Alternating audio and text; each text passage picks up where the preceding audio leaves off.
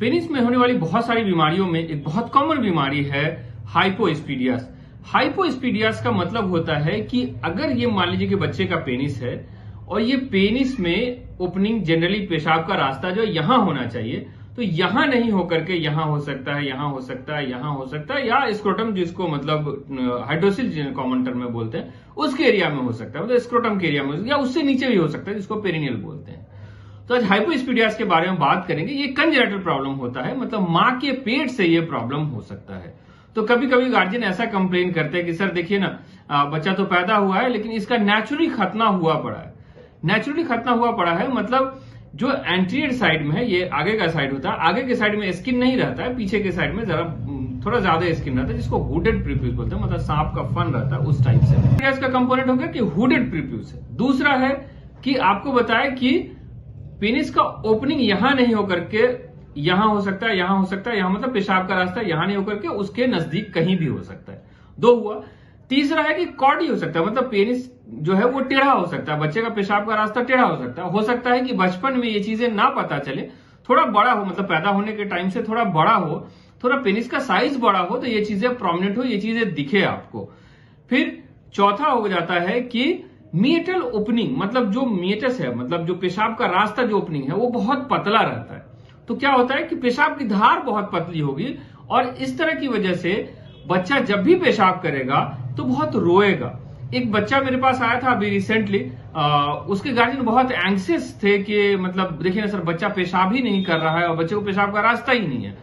वो लोग home delivery हुआ था, किसी डॉक्टर के पास नहीं गए थे, किसी से ऐसे ही पूछा तो बताया कि पीडियाट्रिक सर्जन से मिलना है। घूमते हुए मेरे पास आया, मैंने देखा कि ओपनिंग है, बच्चे 24 घंटा क्रॉस नहीं किए थे तो पेशाब करने के लिए उसको मतलब 48 घंटे तक वेट करना था। 48 घंटा वेट किया, बच्चा पेशाब कर दिया। तो ये चीजें कॉमन चीज है कि बच्चे का पेशाब का ओपनिंग बहुत छोटा होता है, इसकी वजह से लोगों को लगता है कि पेशाब का रास्ता ही नहीं। मां के पेट में प्रॉब्लम होता कैसे है, ये कोई एग्जैक्ट कारण नहीं पता है अभी तक। बहुत सारा कारण आया है लेकिन वो मतलब खत्म होता है, फिर आता है कुछ कारण, तो कोई एग्जैक्ट कारण नहीं बताया जा सकता। बस बताया जाता है कि कुछ जेनेटिक एब्नॉर्मलिटी की वजह से भी हो सकता है, कुछ एनवायरमेंटल फैक्टर्स की वजह से भी हो सकता है, कुछ दवा की वजह से भी हो सकता है। एक चीज ध्यान देने की चीज है कि जिस बच्चों में हाइपोस्पीडियास होगा, मतलब पेशाब का रास्ता जगह पे नहीं होगा, उस बच्चों में आंख का कुछ प्रॉब्लम होगा, उसके ब्रदर सिस्टर में कुछ आंख का प्रॉब्लम हो सकता है, उसके फैमिली में किसी मैटरनल साइड में पैटर्नल साइड में उसके आंख में कुछ प्रॉब्लम हो सकता है, जिन्हें उसको स्क्यूंट बोलते हैं, मतलब आंख जिसको टेढ़ा बोलते हैं कि इधर देख रहा है तो इधर मतलब आंख घूम गया, इधर देख रहा है तो इधर घूम गया। ये चीजें हो सकती है। और भी प्रॉब्लम हो सकता है, जैसे किडनी का प्रॉब्लम हो सकता है।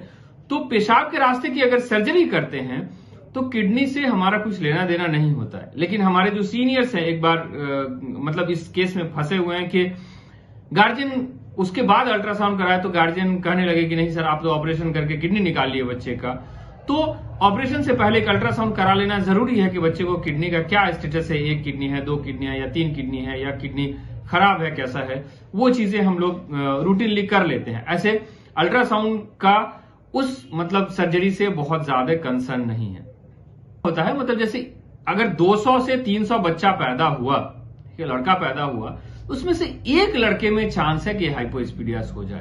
ठीक है, मतलब 1000 अगर लड़का पैदा हो रहा है तो 4 बच्चों में चांसेस है कि उसको हाइपोस्पीडिया। अब ये किसकी किस्मत खराब है ये किसी को नहीं बताया जा सकता।